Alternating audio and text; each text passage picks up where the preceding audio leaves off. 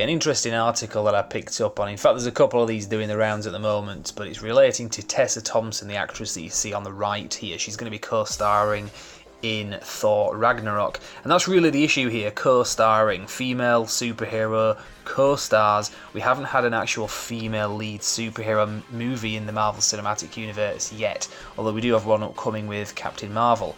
But basically this article here kind of covers it if you want to check out on Digital Spy. Tessa Thompson approached Kevin Feige, the Marvel Studios producer, and asked him what are the odds of having not just a female lead superhero movie, but an actual team up, because obviously we have plenty of those characters in the MCU, but they do seem to be, I hesitate to say relegated, but effectively that's what they are, because all the superhero movies are male-led.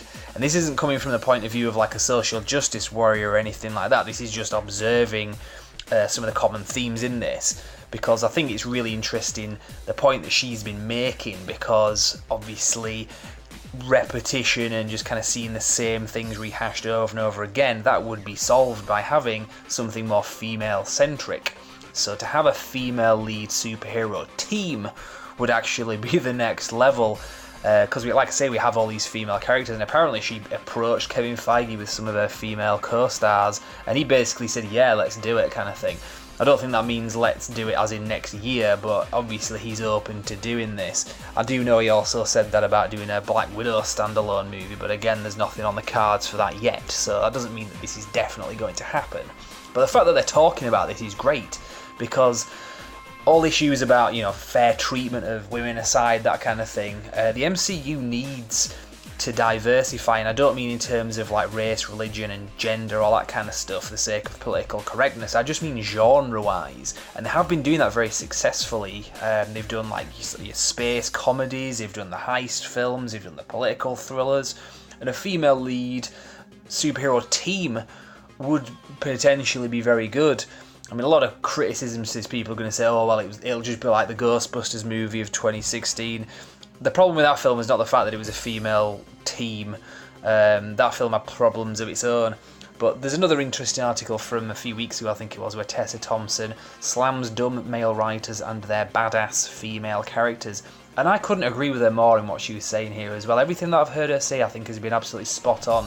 She said, there's an unfair position that women are sometimes put in the context of superhero movies and action movies, where at once they have to be very strong and fierce, but also sexy.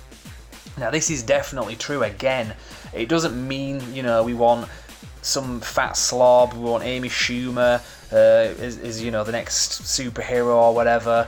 I mean, DC got criticised with Gal Gadot as Wonder Woman because she was too pretty and she didn't have armpit hair and all this kind of bullshit. Well, that film was pretty good on its own merits, and that film was not an easy sell, especially for me, because female lead superhero movies, historically speaking, have not been good. They just haven't. So if they can get it right, I say do it. And again, not from the point of view of political correctness or anything like that, because I generally oppose a lot of that stuff, to be honest, when it's done for the sake of pushing some kind of agenda. But I think for the sake of let's just do it because it sounds like a good idea and it could work. One obvious problem, however, with the female lead superhero team is the kind of pretext for it, because why would you have just women doing this in this universe? Where are all the men? Why are they taking a day off? Why is there a divide here? That's kind of an obstacle that they need to overcome, unless they can come with a specific reason. I mean, I suppose there's a precedent. You look at a film, a superhero film, a female lead sci-fi action film like Red Sonja, the one that came out in the 80s with Bridget Nielsen. There was a reason why that was mostly female lead in terms of the villain was female, the actual hero was female, because of the nature of I suppose it was the MacGuffin of the film was a weapon that could only be touched by women, and it was a female that wanted to get her hands on the weapon. So if you could come up with a reason for that in this Marvel movie of female superheroes, it could work. And I have a lot of confidence in Marvel Studios as well to do this, if they ever do. I kind of doubt that they will do this, to be fair.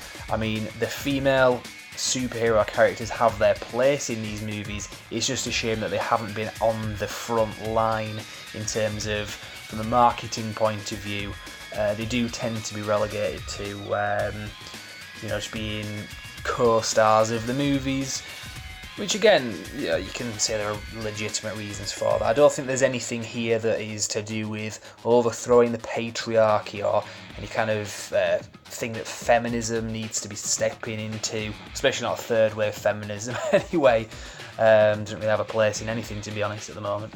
But that's my feeling on this anyway, so I feel like I'm kind of rambling and throwing this out there a bit too much, but what do you think anyway? I mean, obviously this is a bit of a touchy subject for a number of reasons depending on how you approach it, but I just look at this in terms of, want to keep things fresh with these movies, do something like this. If you've got a legitimate idea, go for it. Now, I'll leave it there anyway. Now, today we had the Black Panther trailer on a pretty separate subject, but still within the Marvel Cinematic Universe news. The Black Panther trailer that came out today, I think it looks awesome. Again, this is another example of them diversifying and making something that feels extremely fresh in the Marvel Cinematic Universe. Not because it's black and we don't have enough black people in there, and I'm triggered because I want to see more black people in these movies. Nothing like that. It's just the vibe of the film. The background to it doesn't feel like anything that they've done so far in the Marvel Cinematic Universe, which keeps it fresh, which 15, 16, 17 movies in is not an easy thing to accomplish within the space of 10 years, the 10 years that the MCU has been running for. Even James Bond movies didn't accomplish that in that short amount of time. So, absolutely fantastic franchise. I love the Marvel Cinematic Universe. It really does keep me going sometimes, to be fair. So, we're looking forward to things that are coming out. And now that they're doing 3 films a year, we're just absolutely being spoiled with this. So, hopefully, this doesn't spoil the franchise in a practical sense. So, final thing on a completely different subject. At the end of this month on Brand X Reviews, we're going to be doing another Halloween special. We've been doing this, I think this is the 4th annual Halloween special. I'm going to get my co-review with a core in on this. I'm not going to get into exactly what we're going to be reviewing because that's going to be a surprise near at the time. But for now, I'm just going to give you a little bit of a taste, a teaser of the Halloween special. Unfortunately, it's a bit cheap looking, but this is Brand X Reviews, so I don't expect anything too magical, but that'll be coming at the end of the month anyway. Don't know how many videos, maybe 2, 3 or 4 if we're lucky, so check back Brand X Reviews. You can follow us on Facebook, YouTube obviously, and Instagram. For now, I'll leave there and say thank you very much for watching.